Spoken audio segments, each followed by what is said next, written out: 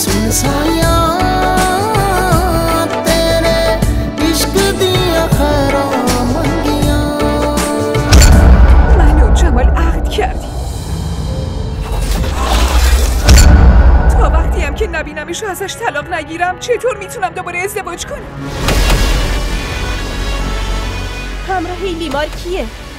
کسی رو نداره تنها پدری که همه نفسشو برات میده نمیتونه یه آرزوی کوچیکو فراموش کنه. सुन साया तेरे इश्क दिया खैरा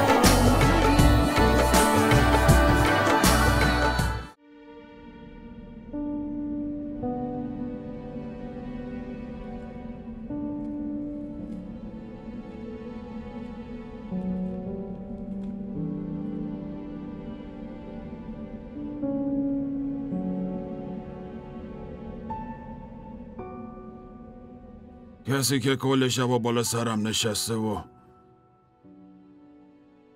برای زندگیم دعا کرده، یعنی دخترم، الان نمیخواد ریختمو ببینه.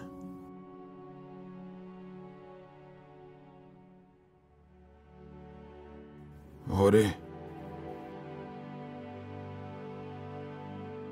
به بابا نگاه کن.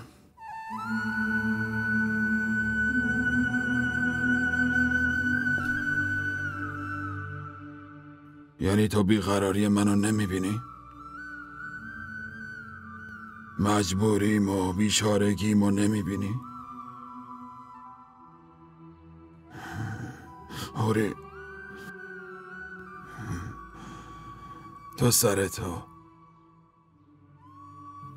میذاشتی رو سینم و با قلبم حرف میزدی.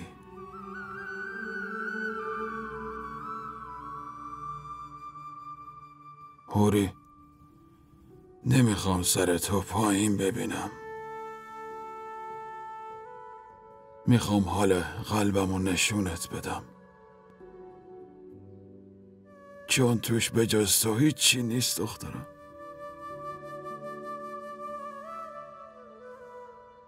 وقتی میبینم هر روز ازم دور میشی دلم میخواد بمیرم.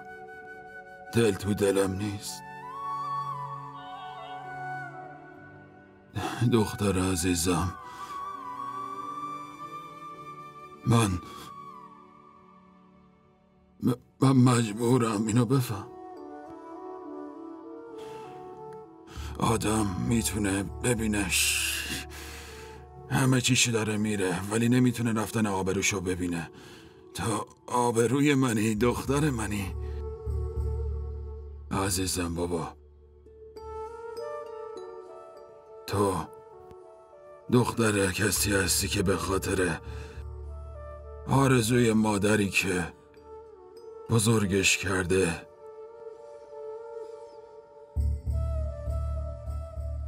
داره دخترشو تقدیم میکنه. پدری که همه نفسشو برات میده نمیتونه یه آرزوی کوچیکو فراموش کنه.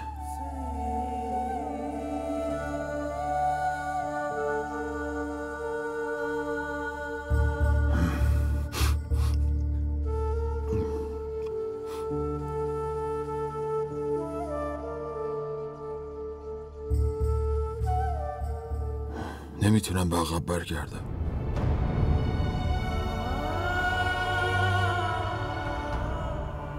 نمیتونم دخترم.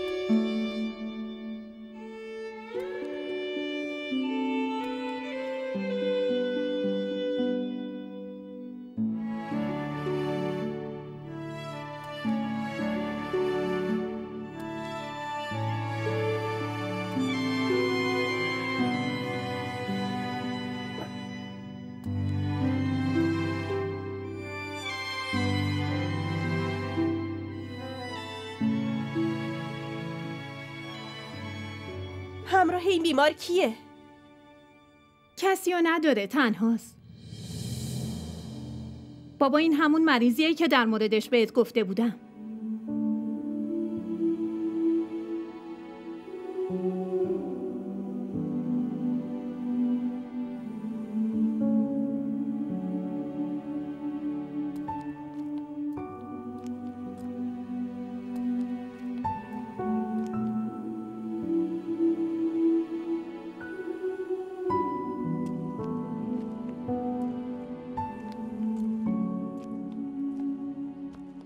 بابا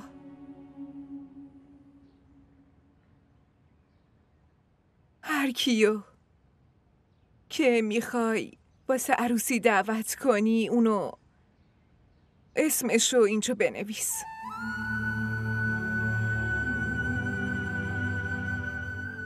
ولی اول از همه اسم مهمونای خودمو بنویس. چرا اینطوری نگاه میکنی؟ بیا بنویس.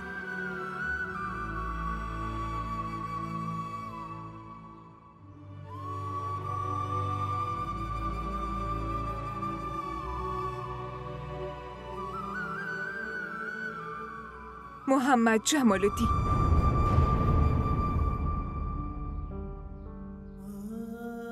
میخوام اولین کارت عروسیم به اسم جمال باشه.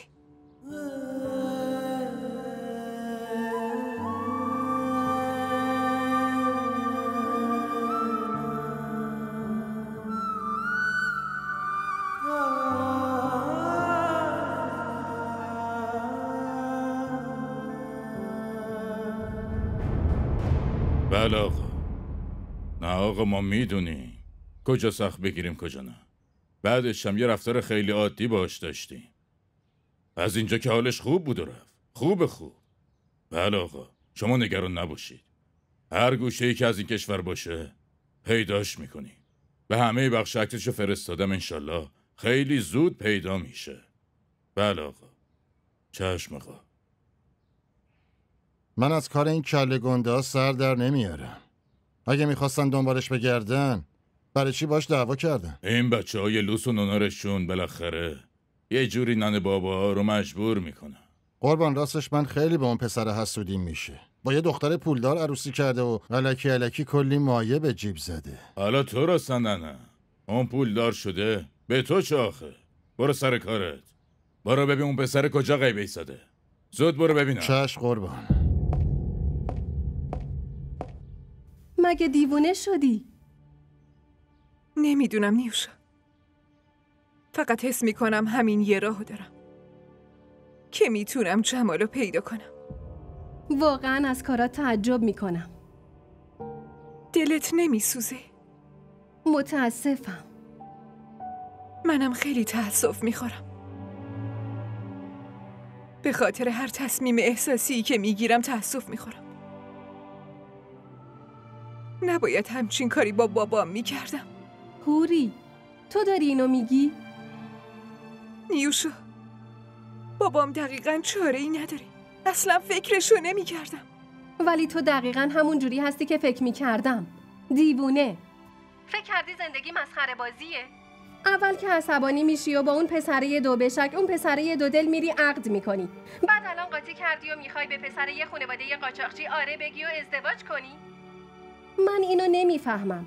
اگه یهو هوس کردی که لباس عروسی تنت کنی، خب چرا داری دنبال جمال میگردی؟ برای آزادی از تعهدی که بهش دادم.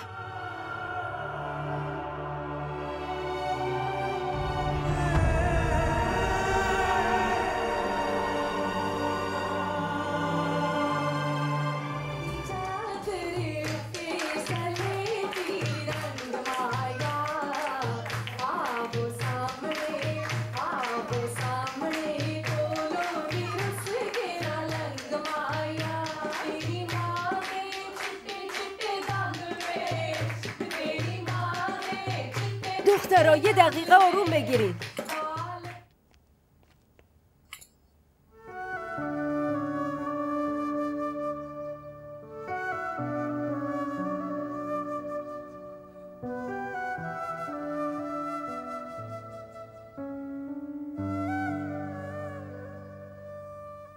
پاشو دختر، برای پسرت صدقه بده.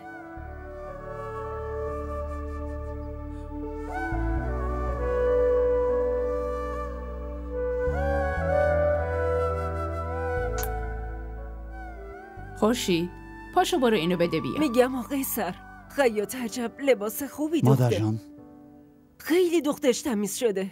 از بس بهش سفارش کردین بیچاره سردرد گرفته بود. خب لباس شاه میرم بود دیگه، مال یه آدم معمولی که نبود. اگه یه ذره خرابکاری میکرد گردنشو میزدم. پدرجان رفته و شمشیرشو گذاشته بمونه.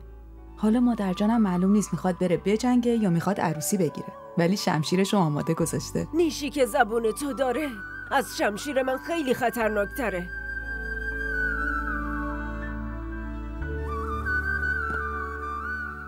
مادر جان، یه دفعه یادم افتاد اون لباس رو خودتون میخواین بدوزین یا بفرستم پیش خیاط؟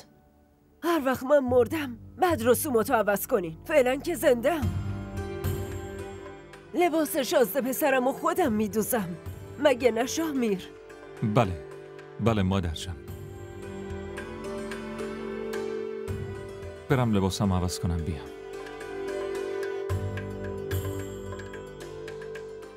عجب مارموزیه، تو دلش داره قند آب میشه ولی تو صورتش معلوم نیست. دخترا شما شعرتون رو بخونین، چتون شده؟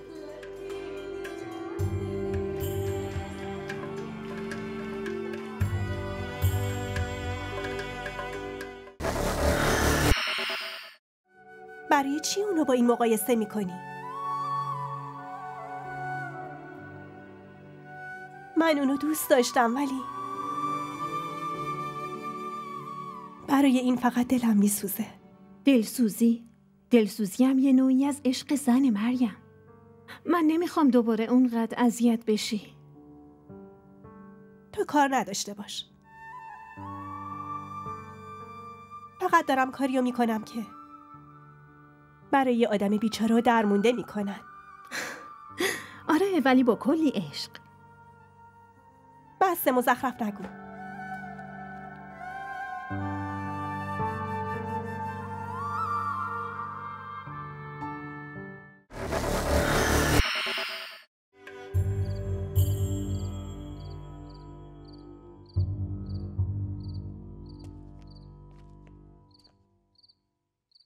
هوری، ربیه دوباره زنگ زد. داشت اندازه ها تا برای لباس عروسی میپرسید. من یه شرط واسه ازدواج گذاشته بودم. آره میدونم. باباتم داره سعی میکنه که جمالو پیدا بکنه.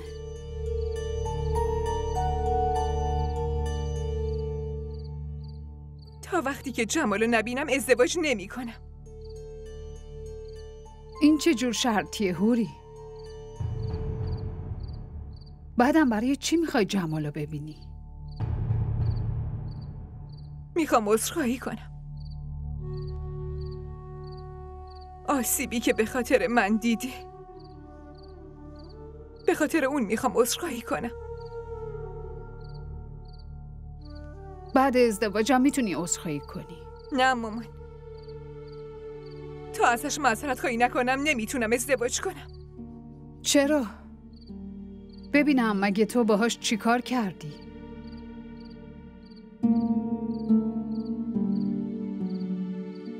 نمیتونم بهت بگم. حالا میخوای فکر کن مجبورم یا هر چیزی. فقط به بابا بگو هر طوری شده جمالو پیدا کنه.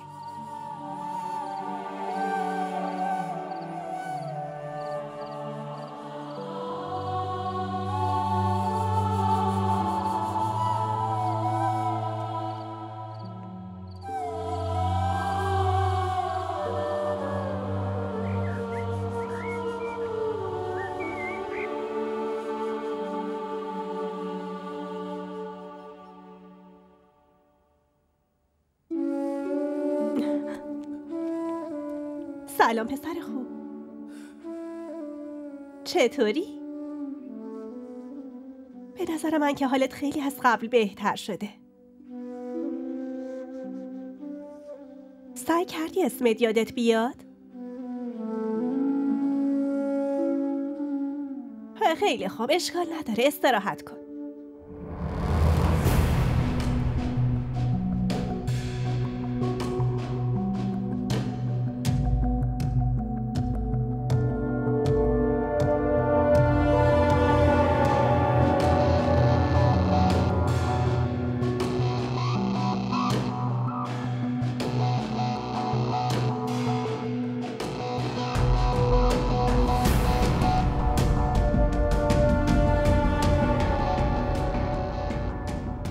هیچ کدوم از اینا نیست. بریم باز برمیگردیم. بزن بریم. هر کاری تونستم کردم. پلیسم انداختم دنبالش. دیگه پیدا نمیشه. من چیکار کنم؟ معلوم نیست رفته کجا قایم شده. با این همه آدم بازم موفق نشدی پیداش کنی. خدا عالمش اعلی. ولی یه چیزی داره نگرانم میکنه. اگه قبل ازدواج پیداش نشه، هوری با من چه رفتاری میکنه؟ منم از این موضوع دلشوره دارم. هر چیز دیگه خواسته بود فرق میکرد، ولی همین یه شرطو گذاشته. همه سعیمو میکنم که شرطشو انجام بدم، ولی اگه رسوایی رو تو تقدیرم نوشته باشن،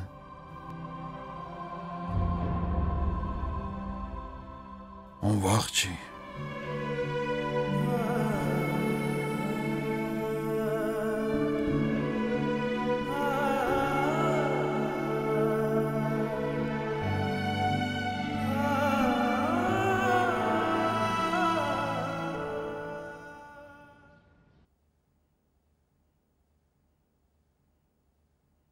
یه ذره.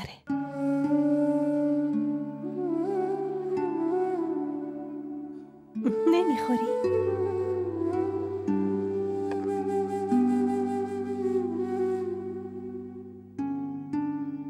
یه لحظه صبر کن.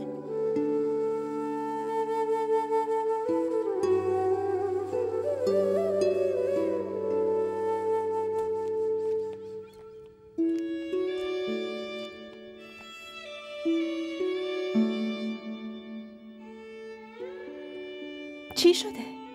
چرا اینطوری نگاه میکنی؟ به نظرت اون مریضه رو خیلی زیاد تحویل نمیگیری؟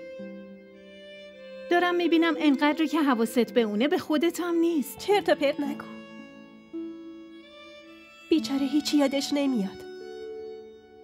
هیچ خبری هم از خانوادش که نیست. خب من فقط به خاطر حالشه که مراقبش هستم. آره، چه دختر مهربونی. تو این اتاق 3 مریض دیگه هم هستن که اونام بیکسن. با همشون همونطوری رفتار میکنی که با یه مریض معمولی رفتار میشه. ولی یه ذره توجهت به این چشای عمیق زیادیه. بذار کارمو بکنم.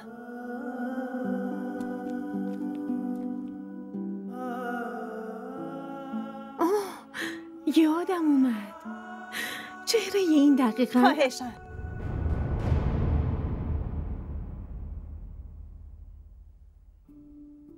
نمیخوام یادم بیاد. ولی موضوع همینه.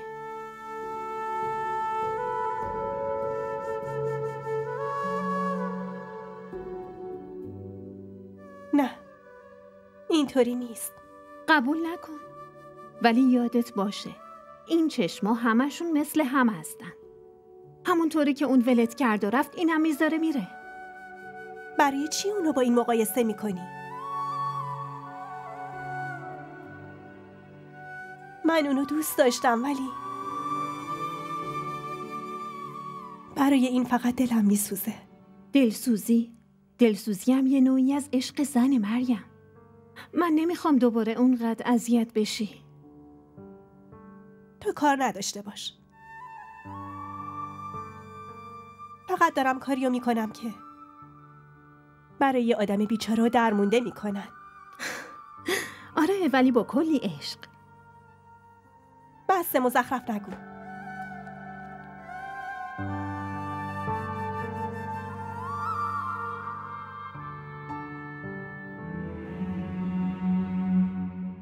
شفی یه چیزی بخور دیگه.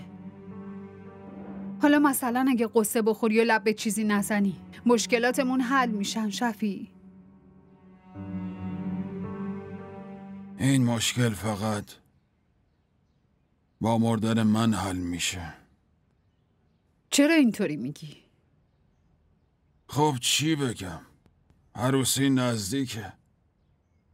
بعد هیچ خبری از جمال نیستش. هوری نباید همچین شرطی میذاشت. دختر من نمیتونه با عذاب وجدانی زندگی جدید رو شروع کنه. هرچی که هست فقط خودش خبر داره.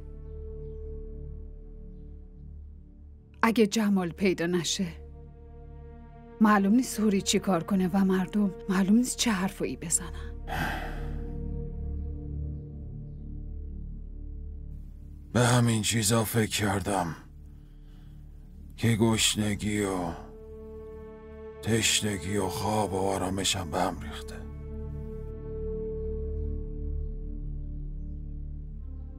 شعلا انگار نتیجه همه زحماتی که تو زندگیم کشیدم داره از دست میره.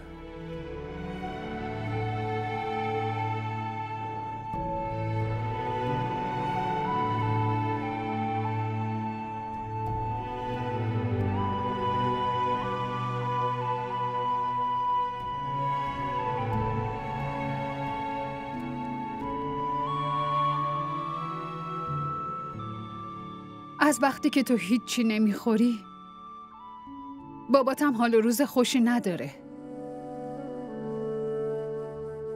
برای اینکه زندگیش از وقتی شروع شد که تو به دنیا اومدی. تو که میخندی اونم میخنده، تو گریه میکنی اونم. خون داره خونمو میخوره. چطور میتونی با همچین آدمی همچین کاری بکنی؟ وقتی که امتحانه مدرسه و کالج و دانشگاه داشتی شبام بیدار میموند. کارنامه‌ات که میومد اون از خوشحالی میرقصید. تو دخترشی، عشقشی، زحمت یه عمرشی. بهش بله بگو، بذار نتیجه زحمتشو ببینه. من بهت التماس میکنم، خواهش میکنم، عشقش و زحمتشو با خاک یکی نکن.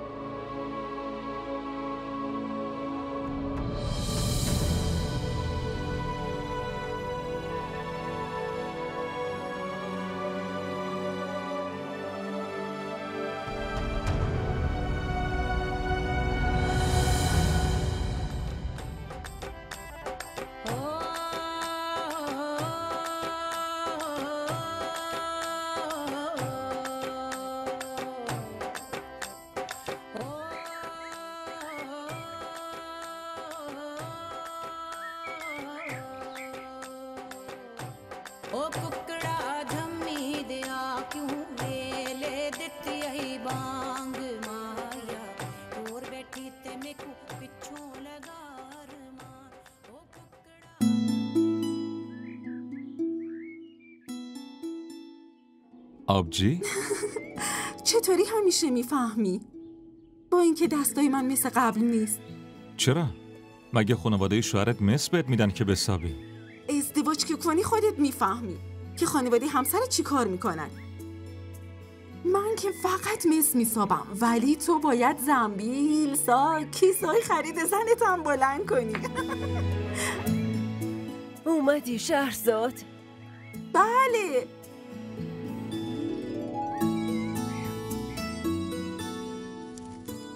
سلام به روی ماهت عزیزم. ماشالله ماشالله. برای عروسی داداشت آخر از همه رسیدی. آره خودتون گفته بودین بدون اجازه خانواده شوهر پلکم نزنم. اونا باید اجازه میدادن که بیا. درسته دارم باهات شوخی میکنم. بیا بریم عزیزم، دخترها میخوام بخونن، منتظرتن. شامیر تو هم بیا پسرم. مادر جان آخه بیا دیگه، چرا خجالت میکشی؟ بود آقا داماد. باشه شما برید داخل، منم الان میام.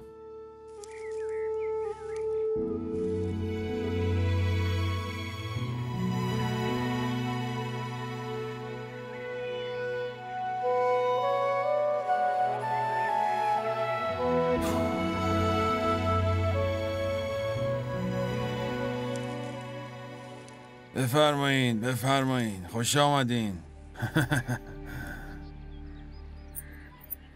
سلام، چطوری؟ این هدیه ها همش برای جاریه گلمه. مادر جان خودش دوخته و براش فرستاده. دیگه خودتون میتونین بفهمین هوری خانم ما چقدر خوش نصیبه. ماشاءالله ماشاءالله. بفرمایین داخل. بفرمایید داخل.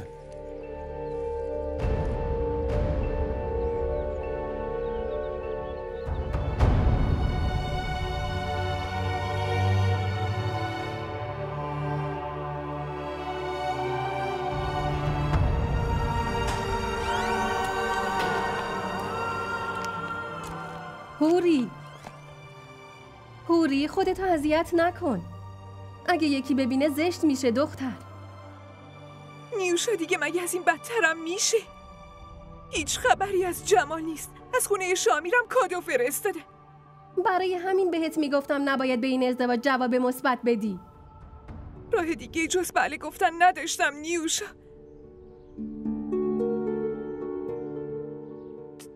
تو همه این اوضاع اشتباهم فقط این بوده که با جمال عقد کردم و اسیر شدم. تا وقتی هم اون تموم نشه چجوری میتونم ازدواج دیگه کنم؟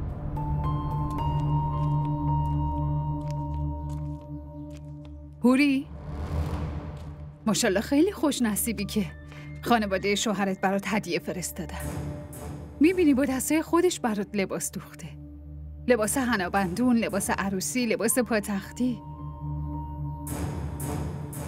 چی شده؟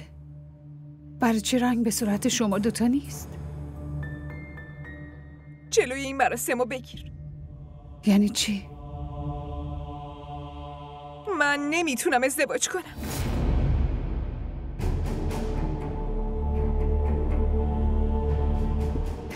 ببین هوری، سعی کن درک کنی. بابات برای این که شرط رو انجام بده هر کاری میتونسته کرده، ولی اون پسر جمال. نه مامان، قضیه شرط نیست، شریعته.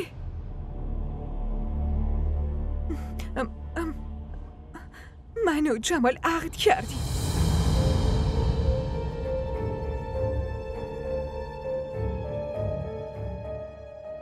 تا وقتی هم که نبینمش و ازش طلاق نگیرم چطور میتونم دوباره ازدواج کنم؟ انقدر از خودت بهانه در نیار. ازدواج که خاله بازی نیست. دارم راستشو میگم. نشونم بده عقد نامت کو.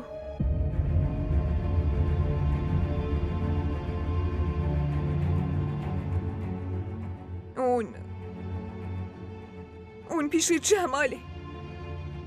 بعد جمال؟ اون کجاست؟ تو رو عقد کرده و ولت کرده و فرار کرده؟ خاله جون اون... نیوشا وقتی حرف بزن که ازت بخوام چیزی بگی. این فعلا داره داستان میبافه. یک کلمه از حرفاشم راست نیست. برای چی بهت دروغ بگم آخه؟ برای اینکه اگه میخواستی راست بگی همون موقع میگفتی. همون موقعی که با بابات نشسته بودی و لیست مهمونا رو مینوشتی. اشتباهم همینجا بود. فکر میکردم جمالو میبینم و یه بهونه دیگه پیدا کن که جلوی این ازدواجو بگیری باشه؟ نه مامان، نمیخوام به این ازدواج نبگم. به خاطر خوشحالی بابا میخوام ازدواج کنم. ولی جمال... عشق جمال همش الکیه. آخه چرا اون پسر جمال از ذهنت بیرون نمیره؟ مامان قبول دارم که جمالو خیلی دوست دارم، ولی بیشتر از بابا نواسه همین تصمیم گرفتم فراموشش کنم دیگه. اگه تصمیمتو گرفتی پس بهش عمل کن. برو صورتتو بشور بیا.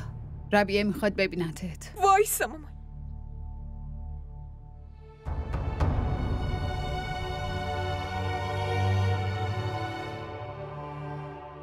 حرفمو باور کن مامان.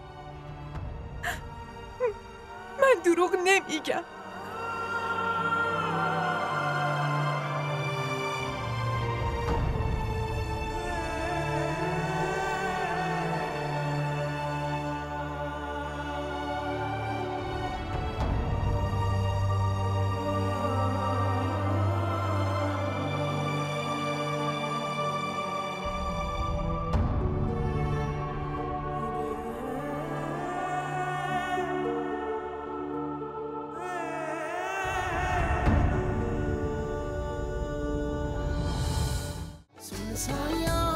اگه از این قسمت خوشتون اومد برای دوستاتون هم بفرستید.